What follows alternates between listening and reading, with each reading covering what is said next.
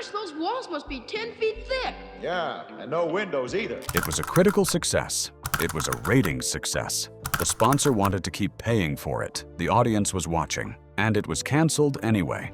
That is not how cancellation is supposed to work. In American television, shows are canceled because people stop watching, or because the advertiser walks away, or because the network decides the audience isn't the right demographic for its other programming.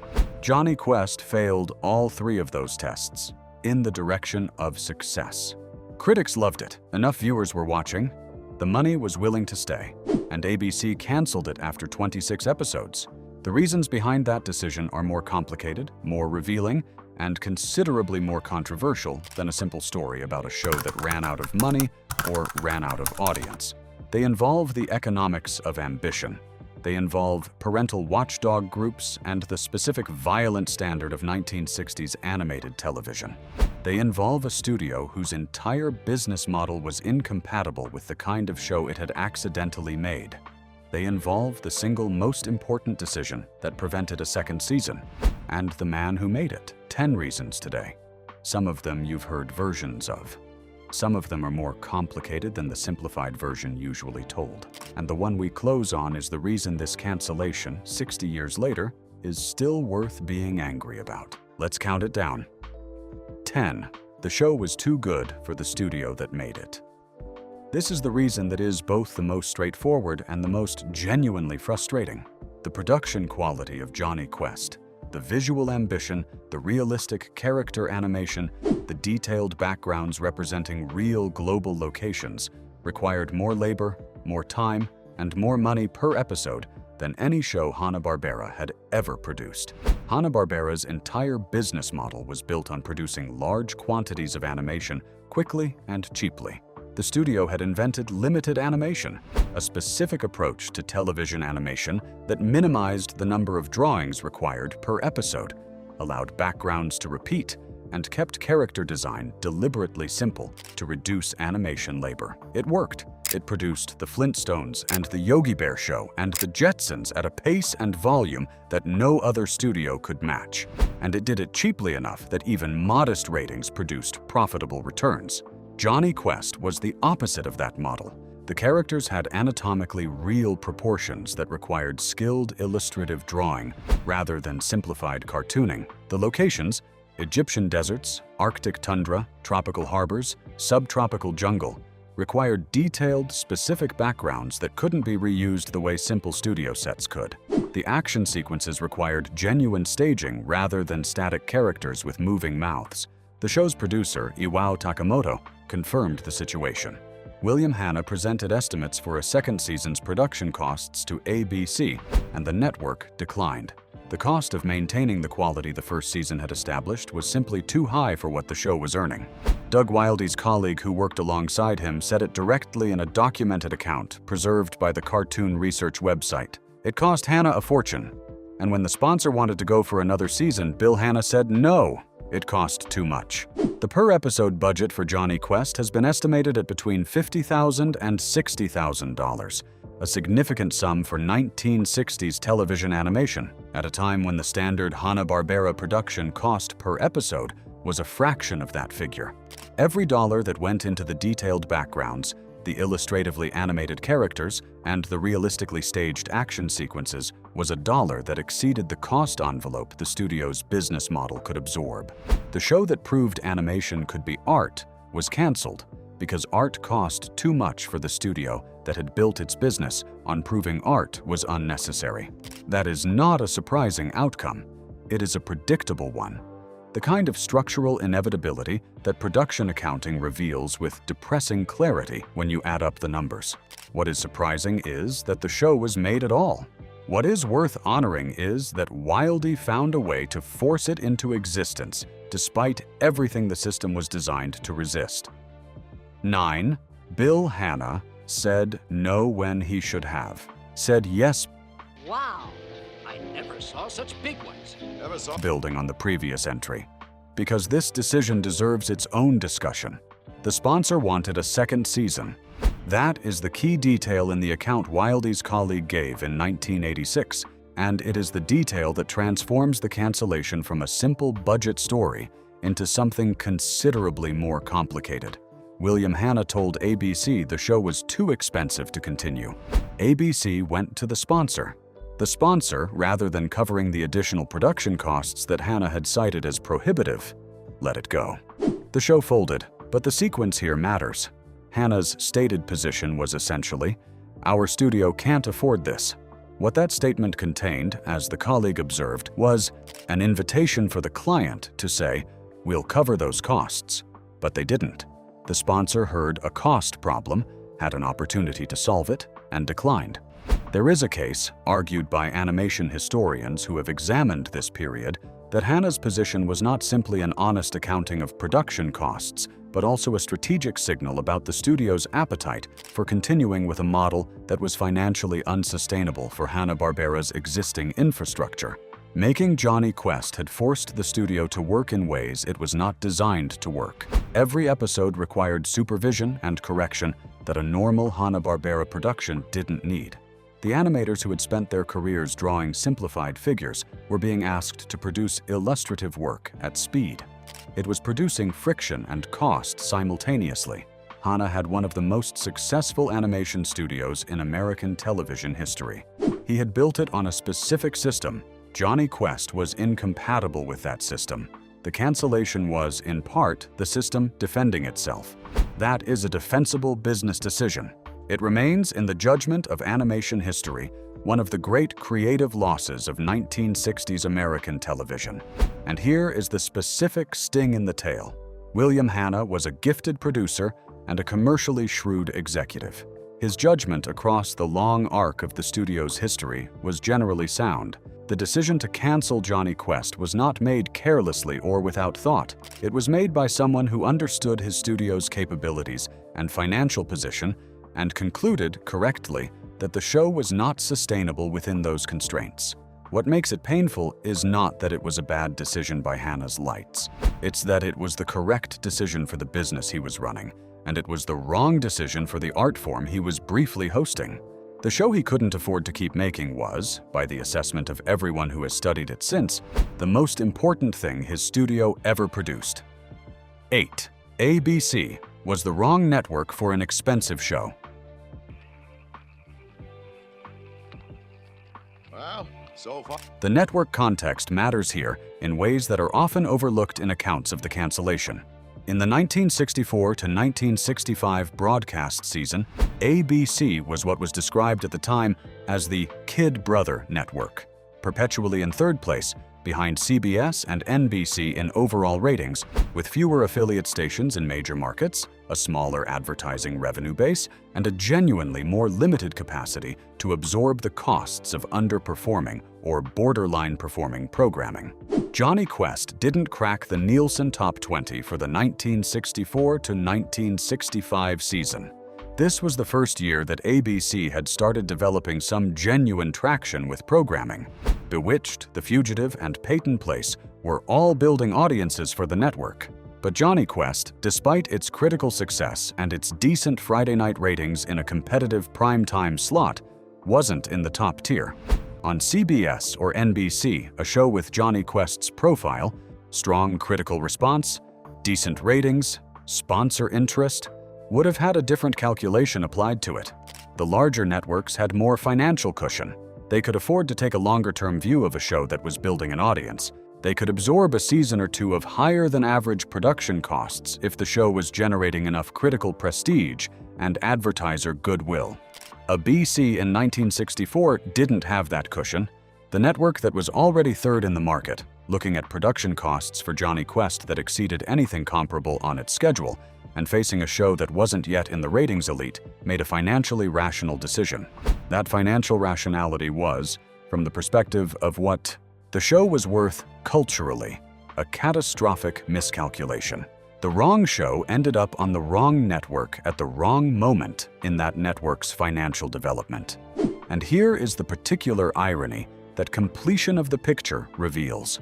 Within 5 years of Jonny Quest's cancellation, ABC would be investing heavily in Saturday morning animation as a strategic priority, building a schedule that would make it the dominant force in children's television for much of the 1970s. The network that canceled Jonny Quest for being too expensive subsequently spent enormous sums building out exactly the kind of animated programming infrastructure that could have sustained a show like Jonny Quest if it had arrived a few years later.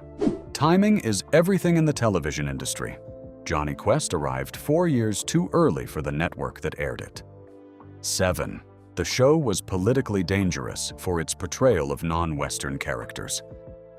Drive carefully, Senior Quest. Save your breath, Jose. This is the fact that complicates the simplest version of the cancellation story, and it deserves careful, honest treatment.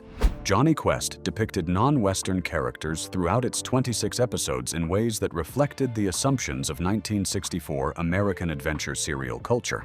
Assumptions that were, by any fair assessment, shot through with Orientalist and colonialist attitudes about the world outside Europe and North America. Indigenous people in various episodes were depicted as threatening and primitive.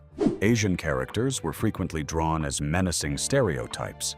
The series' villains came disproportionately from non-Western cultural backgrounds. None of these depictions produced organized protest in 1964 and 1965. The civil rights movement's primary focus in that period was on domestic racial justice, the legal structures of segregation, voting rights, housing discrimination. The specific framework of critiquing Orientalism and colonialist representation in children's entertainment was not yet a mainstream public conversation, but the depictions were there, in the episodes, visible to any attentive viewer. And as the show moved into syndication reruns in the late 1960s and into the 1970s, when the cultural conversation was shifting, those depictions began to attract the kind of scrutiny they had avoided during the original broadcast. The 2004 DVD release of the complete first season edited content from multiple episodes without disclosure, a decision that confirms the production catalog had recognized problems that required addressing. The live-action film in development has encountered complaints the screenplay is based on the 1964 ABC Hanna-Barbera animated TV series that is now being labeled as racist. These are facts recorded in the IMDb news archives for the project. The show's racial politics were not the primary reason for its 1965 cancellation, but they are part of its full history, and any honest accounting of why the show has been difficult to revive without significant revision has to include them. If this kind of real production history, the decisions, the politics, and the economics that shaped animation, is what you're after, subscribe. We do this every week. 6. The parental watchdog groups didn't kill it in 1965, but they killed its successors. That's a really big fish. I'm going to step out of the sub and... One of the most persistently repeated claims about Jonny Quest's cancellation is that parental advocacy groups, specifically Action for Children's Television, which campaigned against violent content in children's animation, caused the show to be pulled. This is documented to be inaccurate. Action for Children's Television was founded in 1968. Jonny Quest was canceled in 1965, 3 years before the organization existed. The actual cancellation was about money, not parental pressure. The show's violence, the on-screen deaths, the murder attempts, the use of firearms by an 11-year-old did not produce an organized advocacy campaign during the show's original run. But here is where the story gets complicated. The violence that didn't kill the show in 1965 did kill its successors. By the time Jonny Quest's reruns were circulating on Saturday morning television in the late 1960s, Action for Children's Television had been founded and was actively targeting exactly the kind of content the show contained. The deaths, the weapons, the genuine jeopardy, all of it became a specific target in the late 1960s and early 1970s. The subsequent Hanna-Barbera action adventure shows that followed Jonny Quest's template. Space Ghost, the Herculoids, Birdman, and the Galaxy Trio were canceled by 1969, specifically in response to pressure from parental advocacy groups that objected to their violence. The Hanna-Barbera action-adventure genre that Jonny Quest had created was systematically dismantled by advocacy pressure that arrived too late to affect the original show. Jonny Quest wasn't canceled for its violence, but the genre it invented was eventually suppressed for exactly the violence that made it revolutionary. 5. The studio didn't understand what syndication would mean. One of the most frustrating dimensions of the Jonny Quest cancellation story is that the financial case for continuing the show was sitting right there, visible if anyone had known where to look. The comparison that multiple sources have made directly is to Star Trek. The original Star Trek series aired on NBC from 1966 to 1969. It was canceled after 3 seasons for insufficient ratings. In syndication, in the endless rerun cycles that followed its cancellation, it became one of the most profitable properties in television history. The network that canceled it had left an enormous amount of money on the table. Jonny Quest was the earlier version of the same story. The show that ABC canceled in 1965 went into syndication and became a staple of Saturday morning television for the next 2 decades. It ran on CBS from 1967 to 1970. It ran on NBC from 1971 to 1972. It appeared on all 3 major broadcast networks, a distinction almost no canceled series can claim. It ran continuously in various forms for over 20 years. In syndication, Jonny Quest was a reliable commercial product. The 26 episodes produced enough material to cycle through for years. The audience for each cycle included new children who had never seen them before, and the show's visual quality meant it aged better than most of its contemporaries. The financial case for Jonny Quest was not the case for a show during its original run. It was the case for a catalog asset, something that would generate revenue for decades precisely because of its quality and distinctiveness. That was not how television businesses thought about canceled shows in 1965. A BC canceled a catalog asset without knowing what a catalog asset was.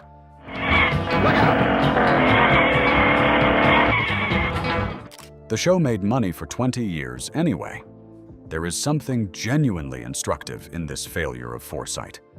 Not as a criticism of specific individuals, but as a window into how the television industry of 1965 actually functioned. Programming decisions were made based on current ratings and current costs. Syndication was understood as a secondary market, not as the primary revenue stream it would become for canceled shows in the home video and cable era. The idea that a 26-episode run of a canceled children's adventure cartoon would generate 20 years of licensing revenue across all 3 major networks was not a calculation anyone was making at ABC in 1965. The show that was canceled for being too expensive to continue generated in its syndicated second life precisely the kind of sustained revenue that would have justified the original investment. By the time anyone understood that, it was too late to matter. 4. Wildey was never given proper credit, and it cost the franchise. Doug Wildey created Jonny Quest. He designed every character. He established the visual grammar. He wrote the original presentation that sold the show to sponsors and to ABC. He defined, through his specific and deliberate choices, every element that made the show different from everything else on American television. Hanna-Barbera refused to give him a created by credit. The documentation of this is direct and multiple. Wildey said it himself in a 1986 interview. Hanna-Barbera refused to give him a created by credit, and he and studio finally arrived on based on an idea created by, and that was my credit. This matters beyond the question of individual fairness, though it is a significant question of individual fairness. Again soon, Dr. Quest. Very soon, I promise you. The credit dispute meant that Wildey's relationship with the franchise was fundamentally compromised from the beginning. He was the creator who wasn't fully acknowledged as the creator. His leverage over decisions about the show's future, its revival, its visual direction, its character development, was minimized by the studio's unwillingness to formally acknowledge his foundational contribution. When the 1986 revival was being developed, Wildey reportedly suggested a version called Young Dr. Quest about Jonny as a 22-year-old who had graduated from MIT. Joe Barbera wasn't interested. The man who had invented the universe had reduced influence over what happened to it, in part because the formal structures that acknowledge authorship had never been properly applied to him. Wildey died in October 1994. He had continued working in comics throughout his later career, including writing and drawing stories for the comico Jonny Quest comic series in 1986, returning to the characters through a different medium since he had less ability to shape their television life. He drew with the same illustrative precision in his 80s comics work that he had brought to the original 1964 television designs. The skill was consistent, the recognition was not. The show that bears his fingerprints on every frame has his name in reduced-size credits as based on an idea created by. That credit is both true and an understatement of such magnitude that it borders on institutional dishonesty. A better accounting would say, "This is Doug Wildey's show. He made it. Everything that makes it extraordinary came from him." 3. The 1986 revival proved the show's model was right, then diluted it. Here he comes. Hold it! It's me, Dr. Hartman. In 1986, over 20 years after the original cancellation, Hanna-Barbera produced 13 new Jonny Quest episodes for syndication as part of the Fantastic World of Hanna-Barbera package. The revival, sometimes called The New Adventures of Jonny Quest, was the first new Jonny Quest production in 2 decades. The fact that the revival happened at all is significant. You don't commission new episodes of a 20-year-old canceled show unless the continued demand, the syndication performance, and the cultural persistence of that show have proven that the original cancellation was a mistake. The 1986 revival was Hanna-Barbera's implicit acknowledgement that canceling Jonny Quest in 1965 had been wrong. But the revival also demonstrated the specific problem that any Jonny Quest continuation faced. It couldn't be what the original had been without costing what the original had cost. The 1986 episodes were, by virtually all critical assessments, a significantly less ambitious production than the original. The violence was reduced, the realism was softened. The noir-inflected visual style, the heavy shadows, the anatomically credible characters, the production design grounded in real locations and contemporary technology, was replaced by something that looked more like the standard Hanna-Barbera output of its era. The revival confirmed the demand for Jonny Quest. It failed to honor what the demand was actually for. People didn't want more adventure stories with characters named Jonny Quest and Race Bannon. They wanted the specific thing the original 26 episodes had been. Visually serious, genuinely dangerous, drawn to an illustrative standard that took the audience's intelligence as a given. Looks like they were trying to head us off at the pass. Step on it. That thing cost what it cost in 1964. It still would have cost that much in 1986, and Hanna-Barbera still wasn't willing to pay it. The 1986 revival also introduced a character called Hard Rock, a giant mobile stone man who appeared in the second half of the revival season and was never seen again. He has been described generously as a creative experiment, and less generously as evidence that the revival was reaching for novelty because it couldn't reach for quality. He is remembered, to the extent he is remembered at all, as a symbol of how far the 1986 production had strayed from the original's specific discipline. The original 26 episodes had no characters like Hard Rock. They didn't need them. They had realistic human beings in genuine danger, and that was more than enough. The 1986 revival's edition of a giant stone man tells you everything you need to know about the difference between a production that understood what it had and one that was trying to replace quality with novelty. 2. The franchise has never recovered from the original decision. Let us trace, with uncomfortable precision, what happened to Jonny Quest across 60 years of post-cancellation franchise management. The 1986 revival was critically inferior and acknowledged as such. 2 television films followed, Johnny's Golden Quest in 1993 and Jonny Quest vs. the Cyber Insects in 1995, which were received with modest interest and did not generate significant franchise momentum. The Real Adventures of Jonny Quest ran on Cartoon Network from 1996 to 1999, the most ambitious post-original production, which introduced virtual reality sequences, aged the characters, and attempted to do something new with the universe. What made him so mad? Here he comes up the ladder to tell us. You keep him busy, Hart. It lasted 52 episodes across 2 seasons and was not renewed. A live-action theatrical film has been in development, by various accounts, for over a decade. At different points, Dwayne Johnson and Zac Efron were attached, then Robert Rodriguez was said to be developing it, then Chris McKay was reported to be directing. There is no finished script. Nothing has been greenlit. The franchise that began as one of the most critically celebrated animated productions in American television history has, across 60 years of attempted revival, never quite succeeded in replicating what it was or building something new and equally valid in its place. The original Cancellation didn't just end a season, it broke something in the franchise's development arc that has never been repaired. Every subsequent production has operated in the shadow of those 26 episodes, knowing that the thing audiences responded to in the original can't be reproduced cheaply, and that cheap reproductions don't satisfy the audience that remembers what the original was.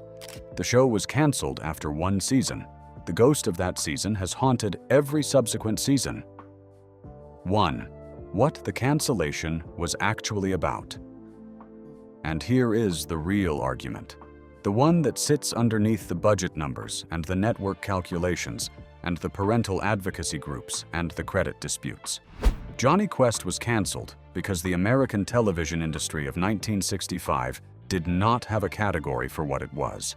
It was a children's show that was actually a prime-time drama. It was an animated show that was actually a live-action adventure, serial produced in drawn form. It was a Hanna-Barbera production that was actually the visual argument of a comic book illustrator who had spent 30 years developing a visual grammar that television animation had never used. None of the commercial structures of 1965 television. I got this from somebody years and years ago.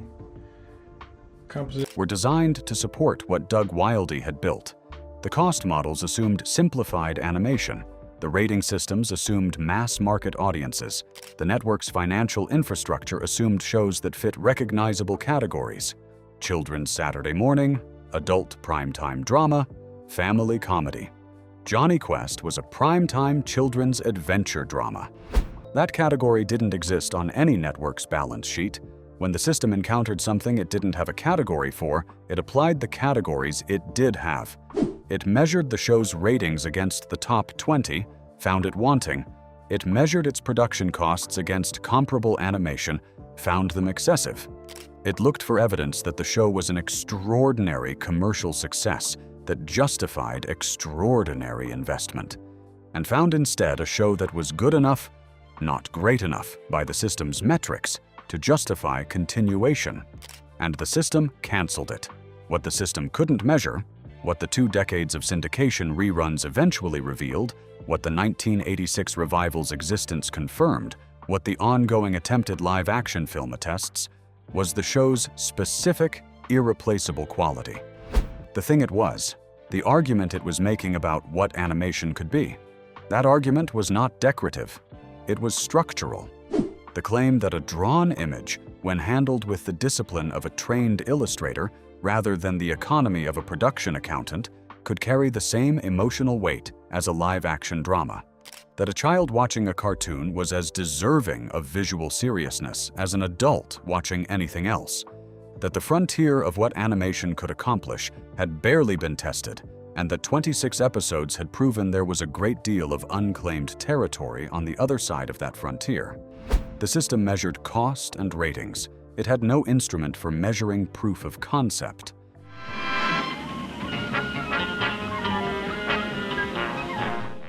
And what Jonny Quest was, above everything else, was proof, delivered in heavy shadows and realistic proportions, and a theme that sounded like a jazz score for the end of the world, that the instrument needed to exist.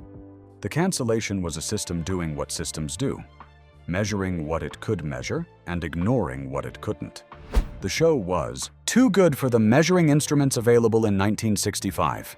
60 years later, the instruments still haven't caught up to what Doug Wildey built in 26 episodes with a reluctant studio and a sponsor that wouldn't quite pay to keep it alive. 10 reasons. One cancellation. One question worth taking seriously. If Jonny Quest had somehow survived to a second season, do you think American animation history looks fundamentally different? Or was the creative gap it proved possible too expensive for the industry to sustain regardless? Drop your answer in the comments. Subscribe for more of this. We'll be back next week.